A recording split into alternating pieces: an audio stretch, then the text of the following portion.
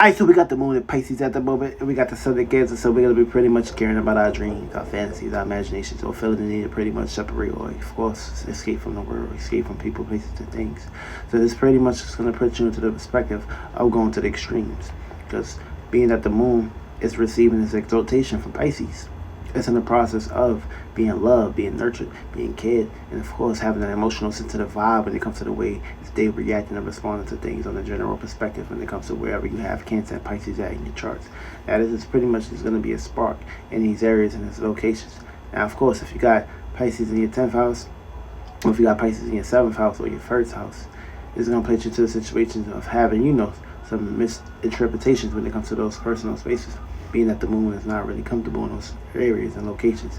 It can make you feel uncomfortable at a certain perspective in that area, so be aware of that perception. But with Pisces here, it's basically bringing you a trying to gift to have actions and reactions towards gifts, towards care, towards nurturing, towards loving, towards sensitivity, towards emotional perspectives. And of course, we only got another day before moon into Aries, so that's going to put us in the perspective of dealing with 3 planets in Aries: Chiron, trauma; Jupiter, experiences; Moon, Aries, reactions. So on this perspective, what you pretty much need to be doing, and of course catering towards a dream or a fantasy that you're pretty much trying to push off. Now this is going to put you into the situation of not wanting to pretty much do certain things or feeling vulnerable. Now if you're not feeling comfortable with your dream at this perspective, it means you're over worrying, which is pretty much the moon being opposed by Virgo. So if you have wherever you got Virgo at, and wherever you got Pisces at, this is going to be the oppositions, which means it's going to place you in situations of not wanting to pretty much focus too much on, dreams, or not wanting to pretty much focus on too much details, too much down to earth and practicality. So your best perspective is to pretty much utilize both so they can pretty much have harmonious matters with each other. And this won't be a situation where you are underlying or in the process of, doing or feeling different about your perspective on your outputs, on your outlooks and things of that perspective for me. So your focus is to pretty much making a dream come true, or believing that you have it within inside of you to pretty much keep moving forward. We just had that full moon, so right now we are in the process of waning. So whatever seeds you was planting when the moon was waxing in Virgo, you're getting that back with the moon being in Pisces. So that's the perspective of when the new moon was in Cancer. Whatever energies was waxing when the moon was in Virgo, you're going to be pretty much, now if you're in a situation where you're losing yourself or you're worrying and stuff from that perspective, then of course you was in the process of in circumstance situation of planting black seeds. Now if you're just comfortable chilling, you ain't got shit to worry about, smooth, then you planting good seeds. This is pretty much the equilibrium and balance in the perspective. Alright, now if you got Pisces in your 1st house, you need to trust, have faith, and believe in your personal instincts, your personal life, your personal dreams, your personal imagination, your personal constellation. What you're going to be pretty much manifesting is opposition when it comes to your relationships and the way you relate towards others. Extreme oppositions at that too. Now it's going to come from Virgo. Individuals, you're going to manifest individuals just worrying or looking at the details when it comes to your ways of you relating or how they relate. Now if you got this in your 2nd house, you need to go ahead and of course believe in the things you value or believe in your internal gifts, and of course lay the footprint and of course lay the blueprint when it comes to being down to earth and practical when it comes to your dreams, imaginations, fantasies, and illusions. Now you're going to manifest a whole lot of deep reactions when it comes to details, when it comes to worrying, and when it comes to stress and things of that matter. You're going to be manifesting these from other individuals that you have deeper connections with. Now if you got this in your 3rd house, you need to go ahead and of course believe that your mind and whatever your mind is manifesting towards making your dreams come true, you need to go ahead and put some belief towards your mind, your way you think, communicate, analyze. Now what's going to oppose you and hold you back is going to be some experiences that's going to be worrying, that's going to bring worry, that's going to bring details, that's going to bring you coming back down to earth, back down to reality. Now if you got this in your 4th house, you need to go ahead and of course have belief when it comes to your home, your privacy, with your family, and of course what you got going on when it comes to them on a day-to-day basis perspective when it comes to your domestic natures. Now what's going to oppose you and take you off status is going to be someone there's going to be some status, there's going to be something dealing with your status, worrying about your status, looking at the details of your status, your goals, and being organized. Someone or something that's going to bring that energy to pretty much bring you down.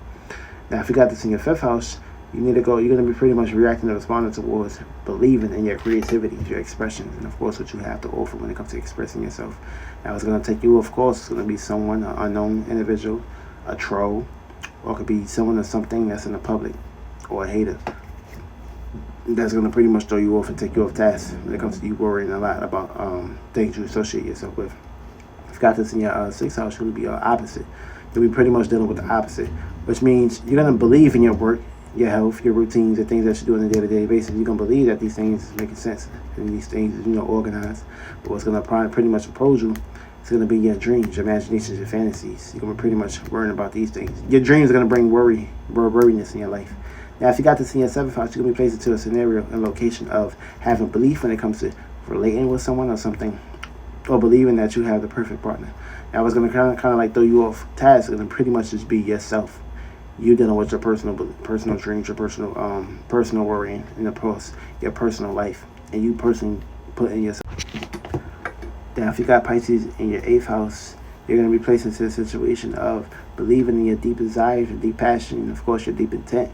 Now, what's going to kind of like throw you off is going to be something that's a little more material. You're going to be worrying about someone or something, and it's going to bring worriness about your resources, your material, what you stand firm on, and what you're clinging towards. Someone or something that's going to pretty much bring you out of your deep desires and make you come surface level. Whatever you believe in, stay down until you come up on the sun.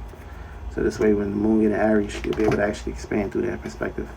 Now, if you got this in your ninth house, you'll be pretty much be placed into a situation of having belief and faith when it comes to your moralities, your visions, your ideologies, your philosophies, and your experiences and meanings behind things in life. Now it's going to kind of like throw you off, and oppose you. It's going to bring your friends, someone or something in your environment, your surroundings. It's going to pretty much bring you right back down to reality, to have you looking at the details and worrying about your environment or some shit like that. So be aware of these energies as well. Now, if you got Pisces in your 10th house, you're going to have some faith. You're going to have hope, faith, belief when it comes to your status, your goals, your reputations, and of course your responsibilities, duties, and obligations.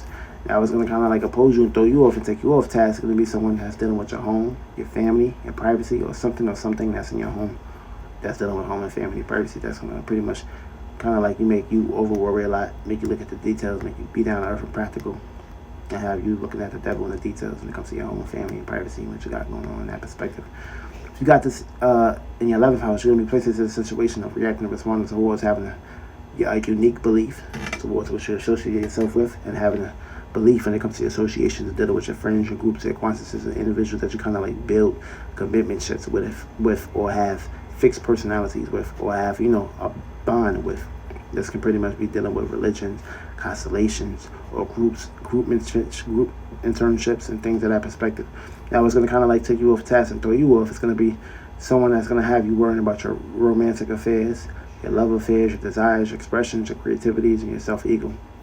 That's going to basically bring that ego out of you.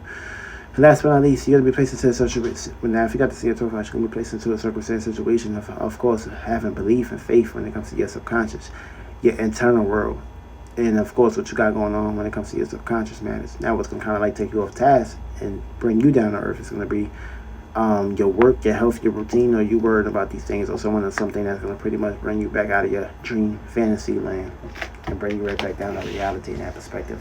So when the moon is in Pisces, you need to go ahead and be reacting and responding towards separating and caring about a dream and focusing on that dream. For me, spending time towards meditation, things that make you feel comfortable when it comes to these houses, these habitats.